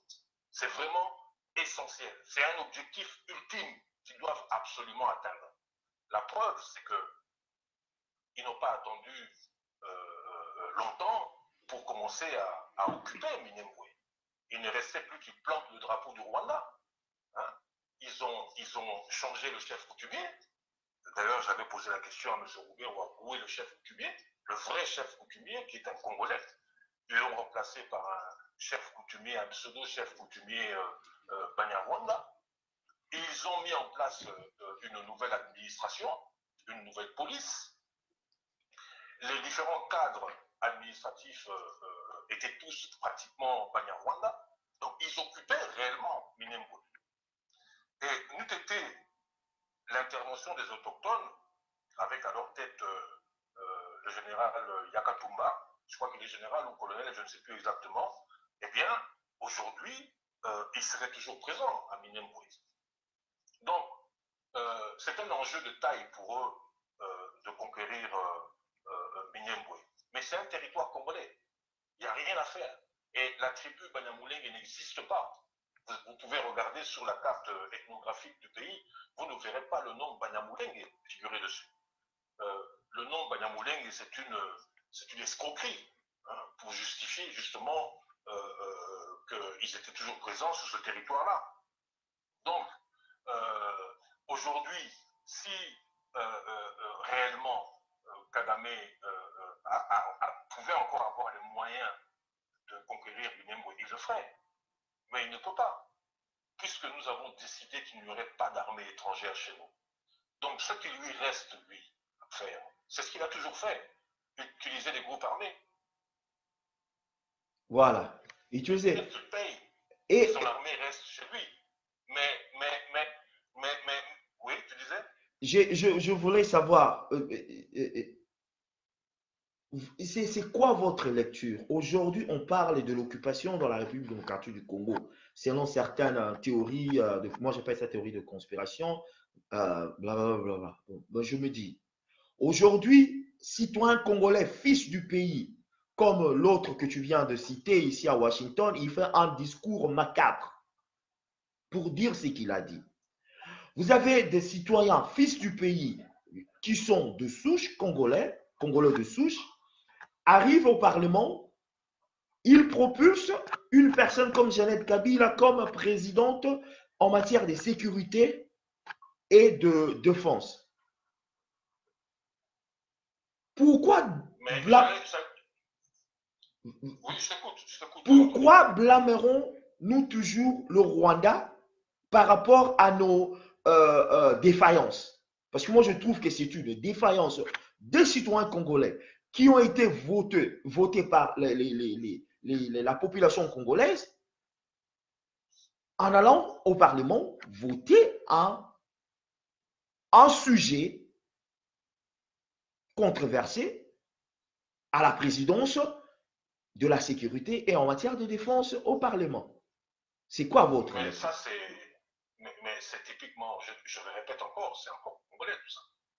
Ce sont des gens, d'abord, je ne sais pas comment ils sont arrivés au Parlement. On sait que ces élections n'ont pas été transparentes. Hein. Certains parlent même de nomination. Mais ils sont là aujourd'hui et ce ne sont pas des gens qui sont là pour faire leur travail. Ils sont là pour ramasser de l'argent. Pour que. Moi qui étais un opérateur politique, j'étais sur le terrain. Je sais que chaque fois qu'il fallait faire passer une loi, eh bien, les députés exigeaient toujours une enveloppe. Qui ne vous dit pas que ces députés ont reçu une enveloppe pour propulser cette dame à la tête de la commission défense? Ça, c'est la première remarque. La deuxième, c'est que cette dame, qu'est-ce qu'elle va faire au niveau de cette commission? Qu'est-ce qu'elle peut faire? Elle ne peut rien faire. Elle ne peut qu'exercer son rôle de contrôle du gouvernement en matière de défense. Mais elle ne peut pas donner d'ordre. Oui, bien sûr qu'elle peut donner des injonctions, pas des injonctions, mais je veux dire des recommandations au gouvernement, mais c'est tout. Hein? C'est pas elle qui est sur le terrain, c'est pas elle qui est au niveau de l'état-major. Donc, je crois qu'il faut minimiser cette affaire. C'est plutôt, comment dirais-je, de la communication. Hein? De la communication, voilà, on met Jeannette Kabila à la défense, donc ça veut dire que le pays sera défendu, etc., etc. Ou que les intérêts plutôt des Rwandais seront préservés, et tout cela. Donc moi, personnellement, je minimise ce phénomène-là, mais je déplore que des compatriotes marchent dans ce genre de combine, tu vois. Parce que si aujourd'hui, notre pays est occupé depuis plus de 20 ans, c'est parce que justement les Congolais collaborent avec l'occupant. C'est tout simplement pour ça. Ils ne font pas leur travail. Ils sont dénués de patriotisme. Ils n'ont aucune volonté de changer les choses puisqu'ils sont là. Parce qu'ils se disent, si on change les choses, nous, on ne sera plus là. C'est l'agitation que nous voyons au niveau des FCC aujourd'hui. Pourquoi est-ce qu'ils s'agitent comme ça? Ils s'agitent parce qu'ils ont peut-être virtuellement, et réellement aussi, les leviers de la gouvernance, mais ils ne sont plus, les anciens ne sont plus actifs. Ils sont en dehors de la gestion. Ce sont les nouvelles têtes qui sont là. Donc il y a tout cela. Donc moi, je crois que ce problème-là, il faut le minimiser. Ça ne va pas impacter la politique du gouvernement, enfin, la politique du chef de l'État en tous les cas, dans cette matière, en ce qui concerne en tout cas la défense nationale. Non, nous acheminons, ça va. Rapidement. Dossier, moi j'appelle ça un virage de la mort, un virage de la fin d'une histoire entre FCC et Cash. Moi j'ai toujours déploré cette coalition. Cette coalition, ça fait aujourd'hui, ce n'est pas une coalition, ils sont dans une coalition. Mais tout est obétana. Qu'est-ce que nous, peuple congolais, ou bien vous, analystes de situation politique de la République démocratique du Congo, pouvons faire pour amener vraiment à la désunion ou à et que le président de la République reste ferme avec sa base qui est la population de la République démocratique du Congo. Souhaitez-vous quelque chose pareil? Je sais que vous souhaitez, mais qu'est-ce que nous devrons faire stratégiquement pour soutenir que Eloko et Panzana et Bukana? Qu'est-ce que devrions-nous faire? Qu'est-ce que nous devrons faire?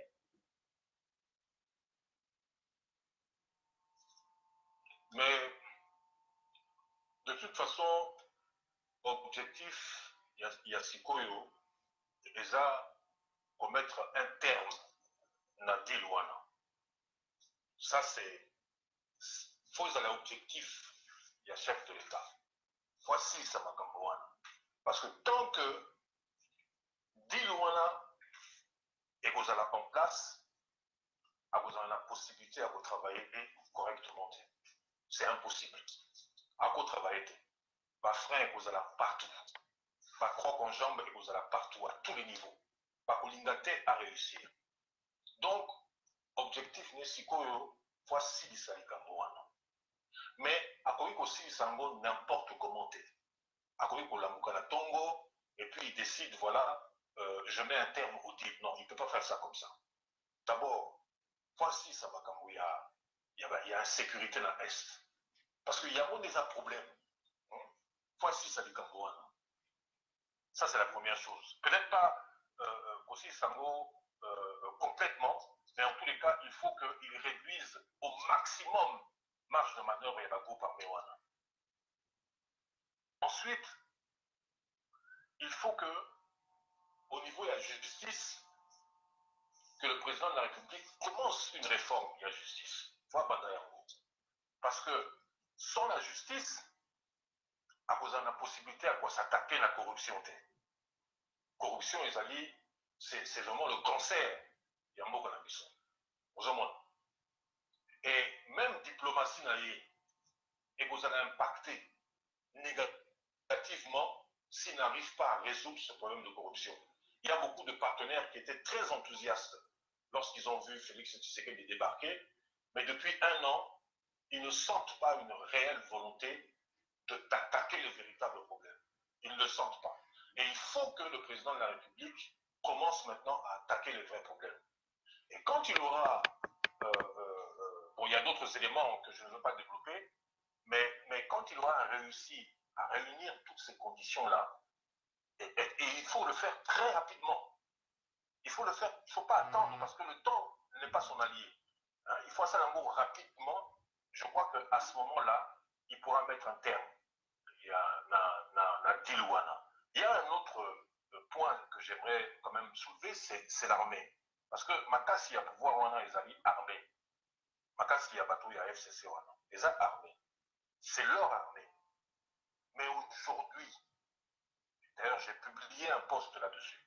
Aujourd'hui, je peux te dire que les Congolais de souche de cette armée, officiers, hommes de troupes, tous, ils n'attendent que le mot d'ordre du chef de l'État. Ils sont prêts, comme ils l'ont dit, ils me l'ont dit dans mon oreille, ils me l'ont dit à moi, nous sommes prêts à mettre un terme à cette imposture. Si cette armée est divisée, mais c'est un affaiblissement de l'allié.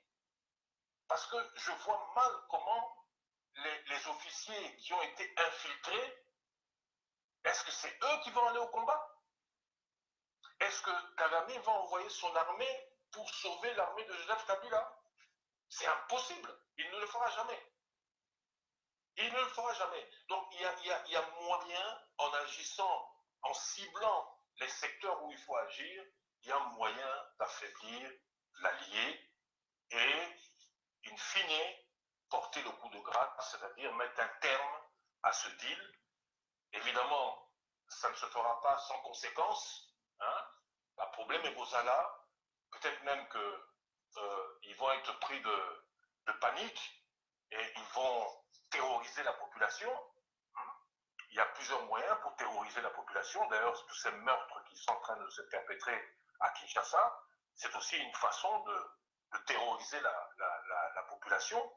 Mais si nous tenons le cap, et si le président agit là où il doit agir, dans les secteurs où il doit agir, normalement, ça devrait fonctionner.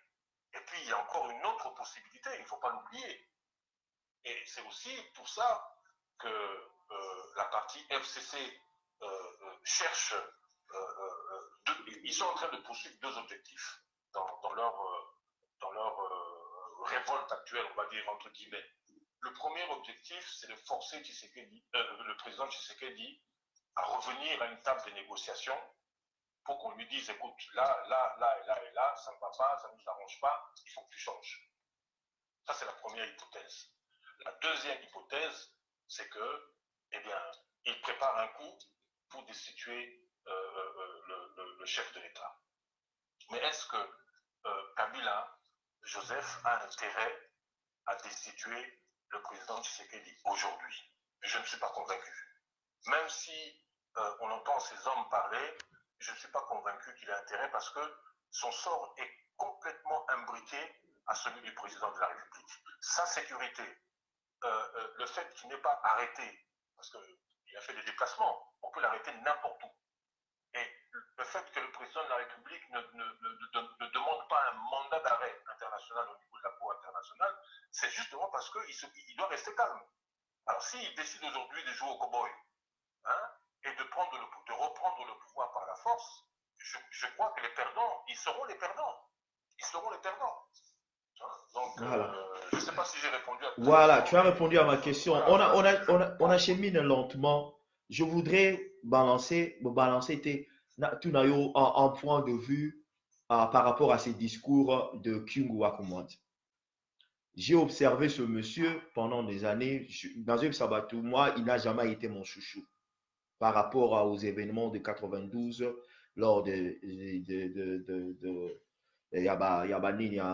Kassaïens au Katanga. Il n'a jamais été mon chouchou. Mais il a tenu un discours, je dirais, d'affront. Et ça, et confronté na, comment FCC. Il dira à Kabila, sur ça la Mobulu, dans quelle mesure que Félix Tshisekedi, président de la République, a au pouvoir jusqu'à l'installation du nouveau président. Donc c'est du donnant au FCC ou soit PPRD, il y a quelques années passées, on peut pas après au salaire.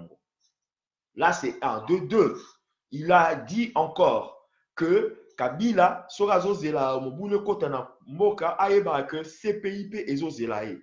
Il y a belle lurette, j'avais déjà fait des prédictions que ce monsieur sera arrêté l'année prochaine. Donc, toujours comme en 2020, coûte que coûte, à un moment donné, l'année prochaine, il sera arrêté. Ben, lui, il a pu dire ça du haut du cieux.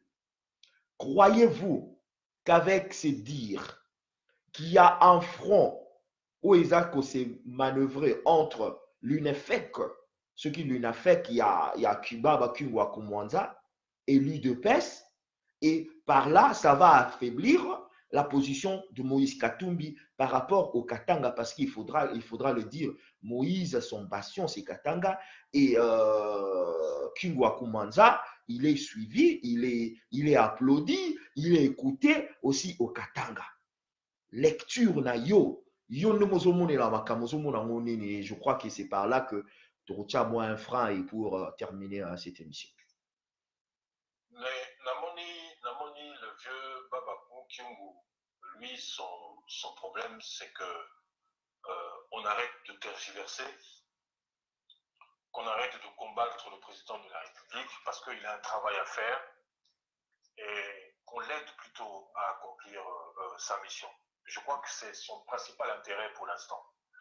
Je ne sais pas s'il se place dans la perspective, il y a quoi affaiblir Katumbi ou pas, mais je crois que pour lui, l'intérêt aujourd'hui, c'est de mobiliser les Katangais en faveur de Félix. Non, 2 secondes, virgule. Peut-être Working a bien été. Dans le but, c'est qu'Azul va faire Katumbi. Mais sa prise de position par rapport à Félix, est-ce que ça pourra affaiblir Katumbi? S'il va tendance, Félix, président de la République, il essaye un peu de négliger ou bien d'abandonner Katumbi à un moment, est-ce que ça va affaiblir Katumbi ou ça sera très avantageux pour Félix? Dans ce sens-là, il ne le fait pas sciemment, mais le fait d'avoir apporté son soutien à Félix et que ça va affaiblir Katumbi à un certain moment. Bon, affaiblir Katumbi, certainement. Mais je préfère dire que ça va renforcer le président de la République. Katumbi, aujourd'hui, c'est un leader politique qui essaye de jouer son rôle. On parle même de lui pour assumer le poste de porte-parole de l'opposition. Bon, j'ai suivi ses déplacements dans le pays. Il a eu un discours clairement, non, pas clairement, sournoisement contre le président de la République, son ancien ami. Donc il joue sa carte. Il joue sa carte. On le prépare déjà pour une éventuelle alternative Mais je répète ce que j'ai dit. Je crois que le vieux Kyungu cherche plutôt à renforcer le président de la République. Et renforcer le président de la République au Katanga, ça va nécessairement affaiblir Moïse Katumbi. Ça va nécessairement l'affaiblir. Voilà. Voilà. Donc, voilà. Je crois que c'est ça. Voilà. Donc, vous êtes nombreux à connecter sur ma page Facebook. Là, au temple, là, on parle des événements de la situation politique de la République démocratique du Congo. Ogoza Oyoka, c'est notre frère, c'est notre grand frère, c'est notre oncle, c'est notre tonton, c'est notre cousin, c'est notre ami, M. Potebaouli Bofonda. Donc, un ancien des politiques de la République démocratique du Congo, l'auteur de la Marama Congo, chevronné dans les affaires des politiques de la République démocratique du Congo.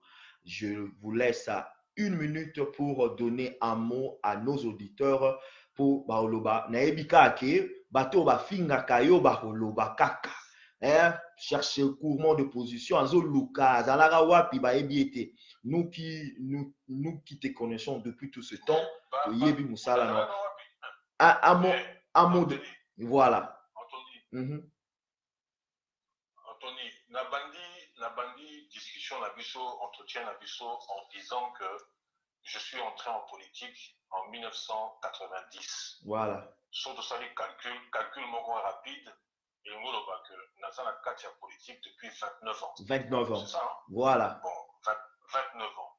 Et je n'ai pas fait de la figuration naïbandiliwana. J'ai démarré en trombe. J'ai démarré en trombe jusqu'à participer à tous les forums politiques qu'il y a eu à l'époque. La conférence nationale souveraine, le conclave politique de Kinshasa, les négociations politiques de Kinshasa. J'ai même été conseiller de la République. Et puis ensuite, lorsque M. Kengo Adondo a été élu au HRPT, je suis devenu conseiller de la République. Enfin, j'étais conseiller de la République, mais j'ai quitté le HRPT pour travailler dans son cabinet. Et j'ai même été 2 fois proposé au gouvernement, mais ça ne s'est pas fait. Je ne le regrette pas, mais c'est pour te dire que j'ai eu un rôle actif au niveau politique au pays. Et il est vrai que depuis 1997, j'ai quitté la scène politique congolaise, je suis maintenant un réfugié politique, mais je ne reste pas inactif non plus, je continue à mener mon combat à partir d'ici, et je sais que malgré tout, même en étant à 8000 km, eh bien, il y a quand même certains échos qui sont positifs, qui me parviennent, et ça m'encourage à poursuivre le combat. Donc, je ne suis pas sorti de nulle part. Il y a tout un processus dans ma vie qui m'a permis aujourd'hui de faire de la politique. Tous ceux qui sont à Kinshasa, je les connais. Donc, ce sont des gens avec qui on a commencé en politique. Certains d'ailleurs qui ont collaboré avec moi quand j'étais au cabinet du Premier ministre. Je connais pas mal de monde. Donc, le mot de la fin pour notre audience. Le mot de la fin, c'est celui-ci. Le mot de la fin, c'est celui-ci. Tout ça, la combat moko yamakasi.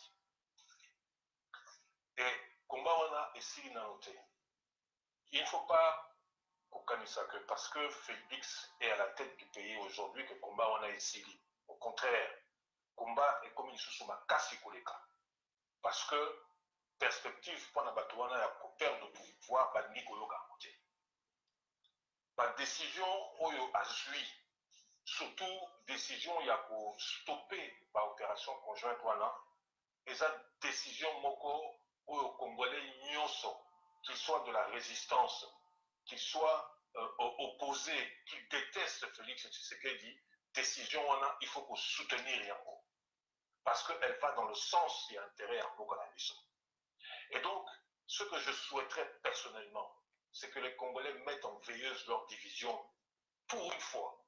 Pas mettre en veilleuse et pas connaissant nos intérêts à Bokanamiso. Naouti Koyoka avant tout quand on a dit solo nayo, Naouti Koyoka message il y a dit par quelqu'un d'autre où il demande à ce 5 compatriotes nyonso quel que soit esika azali na mokili oyo, par rejoindre mouvement oyo ebandi kuna na est ya mboka na biso. Les hommes en uniforme qui sont ici en train de végéter, à ne rien faire, à faire comme nous qui travaillons sur les réseaux sociaux, pas que Mboka, pas que nous défendre Mboka na biso. C'est comme ça qu'on se fera respecter. Mais si nous restons dans la division, je vous dis aujourd'hui, si nous restons dans la division, nous n'arriverons pas à mener le vrai combat et nous allons perdre une partie de notre territoire. Et les 20 ans que nous luttons depuis la présence Yabatouana Namboka Nabiso, eh bien, et au Kenemai, ça n'aura servi à rien. Donc aujourd'hui, le Congolais faut dire patriotisme liboso. Patriotisme liboso. Il n'y a rien d'autre qui doit compter que le patriotisme et l'amour de la patrie. Tribalisme, etc. Ça ne sert à rien. Ça nous détruit. Ça tue le pays. Donc c'est le moment de réagir. De réagir avec cette intelligence collective. L'intelligence collective, on ne pense pas à notre pays. C'est ça le message que moi j'aimerais faire comprendre aux Congolais. Et puis, précisément, il y a deux autres combats que nous devons mener. Le combat contre la balkanisation, il faut travailler là-dessus, il faut communiquer sur cette opposition à la balkanisation. Il faut que la communauté internationale sache que balkaniser la RDC, c'est investir dans une guerre récurrente au cœur de l'Afrique. Il faut que Bayebango, et pour que ça marche, il faut que tout le monde parle le même langage. Mais les gens ne pensent qu'à eux. Ils pensent qu'à aller au poste, etc., etc. Il y a un deuxième front aussi qu'il faut soutenir. C'est la demande qui a été faite par le docteur Denis Mukwege pour un tribunal international, le tribunal pénal international Namboka Nabiso. C'est une démarche très importante parce que, en même temps, si cette décision est prise, ça implique automatiquement la reconnaissance du génocide congolais. Et c'est un combat Mokoro et le peuple Moussoupa Menaka ensemble pour réussir à vaincre l'ennemi. Mais Bisso va distraction à distraction. Voilà mon message. Merci. Bisso va distraction à distraction. Donc, tout le monde va distraction. C'était Monsieur Poté Baouli Bofonda. Azaki invité Nanga Lelo, Binomo Bolandi. Parce que deux fois, il faut qu'il y ait une autre voix dans la carte temple et sur la Bino Masolo, il y a la République démocratique du Congo. Et Zalaki y a Bino Rabouni, Motona Mandefo, il y a Pembe. Ouais, avant d'Akana Tempe, le Kopé Sabino, les événements de la République démocratique du Congo. Na pesi bawa yanga nyonso mbote. Bawa va partager parce que message de pesa milelo, ezali message pour na bino, pour na ngai, pour na biso nyonso peuple congolais. Totelema pour na mboka na biso. L'affaire du Congo, ce n'est pas Félix Tshisekedi. L'affaire du Congo, ce n'est pas de son père. L'affaire du Congo, ce n'est pas M. Poté Baouli Bofonda. L'affaire du Congo, ça nous appartient tous, ça nous concerne tous. Ezali kambona ngai, ezali kambona yo, ezali kambona biso nyonso. Pour na génération, ezali koya ba vivre en paix. Yango tozali kosenga message nyonso o ezali kitoko ezao affaiblir ba nyangulengi soi-disant pesa yango na ba réseaux sociaux. Message nyonso o ezali ko affaiblir balkanisation pesa yango na ba réseaux sociaux. Message nyonso o ezali ko telemela soi-disant o bato yo communauté tributaire mais communauté ba nyamulengi wana pesa yango na réseaux sociaux. Mais message nyonso o ya division ya ko finga ya ko kwesa ya ko bebisa République démocratique du Congo passer yango te. Nde tokutani na mokolo ya yenga o ezali koya. Ba bizu ya nyonso, ba bizu na bino nyonso obolanda kanga, partager.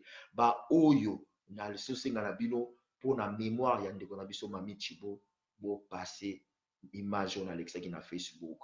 Azalaki moko ya biso, motema na biso ezoki, lelo tozali ete na yoki mumungu ezoloba te Papa Anthony na zangi na koti na retard. Partager message oyo, nzamba za na bino, mamvuluzi baza na bino, puissance au nyonso ezalaka na biso pour République démocratique du Congo et Kennedy Bosso.